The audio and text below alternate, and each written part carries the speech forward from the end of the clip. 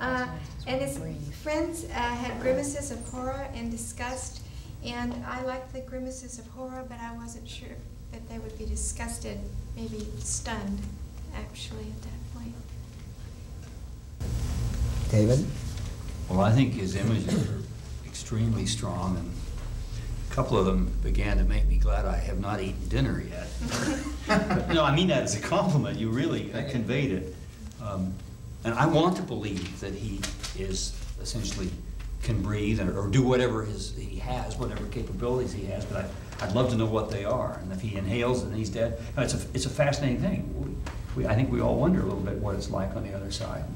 And you have me convinced that you know. I want to buy their book. I'm not sure where this is going. I think it's certainly an intriguing premise, pregnant with possibilities.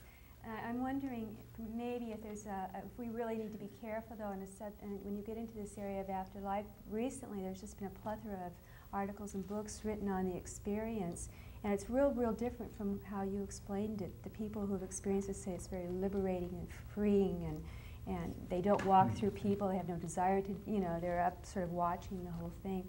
And so maybe that's the only question I would have is how much reading is necessary. So people who are informed about this sort of thing might not go, like that right away.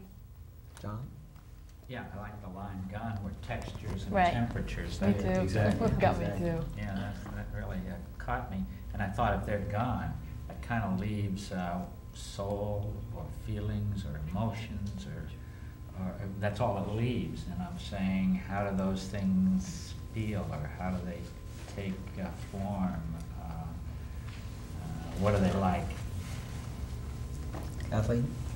Well, I was really intrigued by the opening, especially you told me it was a prologue, and I was willing to go with you anywhere because I thought, how fascinating. He's starting where so many things end. Everybody's dead, and this is going to be really an amazing journey. There were some moments when I wanted more of his personality, like instead of struggling to rationalize, is this a dream, I wanted to hear him thinking, oh my God, is this a, I wanted to hear it in his thoughts or something like that. But then when you asked him to read the beginning of the first chapter, I was stunned to go to that and find him alive. That's why I asked him to read. I was knocked out. I thought, wait a minute, I thought he was going to take me somewhere else. We'll ask him in a minute where That he's was just taking where us, I was but, surprised. Jamie? I'm sorry, I don't know. What I was surprised by was it was so close to the thing that had just happened in the prologue, because it sounded like it was right before the accident. So I was surprised you hadn't taken me back further. It sounded like you had just taken me an hour earlier from the prologue. So that's what surprised me. I expected him to be alive, not an hour earlier, One of the things I particularly liked was the restraint you showed when he sees his friends. He seems to indicate compassion, but a detachment.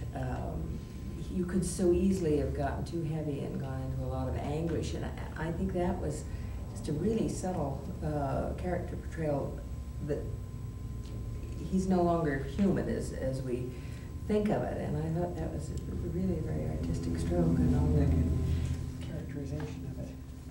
Anybody else? Have you finished this novel? Probably 8 times. Then we can't harm you, right? I mean, you've done it. And the reason I ask him that is, if you belong to writers' groups, normally speaking, don't read novels in progress unless everybody promises not to say anything about it, because you'll kill the flow. It doesn't take much of a negative to shrivel a writer's heart. And so when you have, if you're just doing chapter by chapter and you're only 3 chapters in, don't read it to groups or anyone. Also, don't tell your ideas, or if people ask you, what are you working on, don't tell them.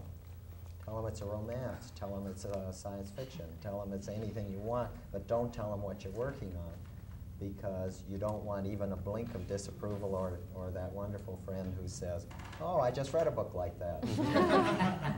And can't remember where. Yeah, right. So, but yes, Suzanne? Screenplays too? Anything.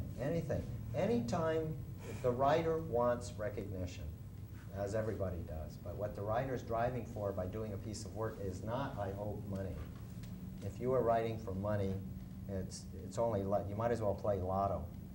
I mean, money comes to the work after it's written, but if you're writing for it, in my workshop anyway, we talk about the best of all possible worlds artistically. What I tell you what I think you should do with your work has nothing to do with the market, unless you're writing in Assyrian or something, and I say it's a limited audience. But you can't depend on that. You've got to do the best you can do with the materials at hand. So don't read any works in progress. And every time you tell some story to someone, and they react favorably, whether you know it or not, it diminishes your desire to finish it, because you've gotten a little stroke. And you're writing it for strokes, but save it for the immense stroke when you finish the whole work. And then by that time, you're on to something else anyway. Yeah. Do you feel it's important to find at least one person that you can bring your stuff to and read it to that one person, just to get somebody else's input? When it's finished. When it's finished? When it's finished, absolutely. All right. I show my work to my wife, and when she becomes very quiet, I know I'm in trouble. Okay. No comments. No, don't need any. I mean, did you like it? Yeah, well, okay. She actually has she's an artist, and I kid her, and I say she's not verbal, but she has a poetic intuition. She goes to the heart of material. She always finds what's missing there, not as an articulate literary critic, but as a very intuitive, sympathetic reader. And when you're looking for someone to read your work, sympathy, not for you as a person, because they're doing you no favors, that's patronizing. Right. Sympathy for the work, do they like this kind of work? Okay. So Okay. tell us about your book. What's it about? It's about life after death. What you guys did know, But it first- sounded like you went from the death to a time before his death. What it was in italics, which you couldn't see. Yeah. Maybe I should have said something, but that was a precognitive dream he was having of the death. Yes, And then he wakes up and the story starts out and you spend a little time in his life. yes, And then he comes back to the death scene yes, and he had already had the precognitive dream. yes. The prologue is, Well, wait a minute. Yes, and then what happens?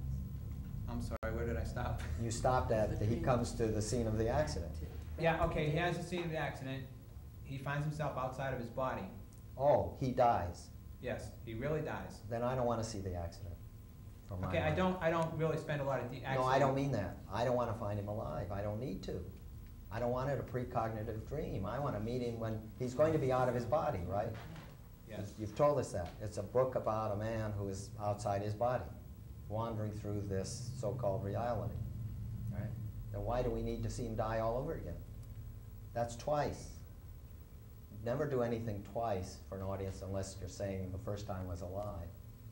You've already established it. It's just a waste of time to do it again, unless you scared me. I liked the idea that you were doing Here Comes Mr. Jordan, or whatever it is, somebody coming back and those nice images. But I don't understand why we have to see him die since we've already seen him die.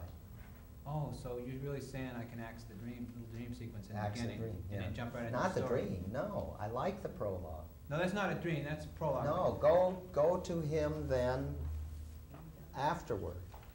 Okay. That's your preface, right? Yeah. But don't show him dying twice. He dies in the prologue. That's not a precognitive dream. Right.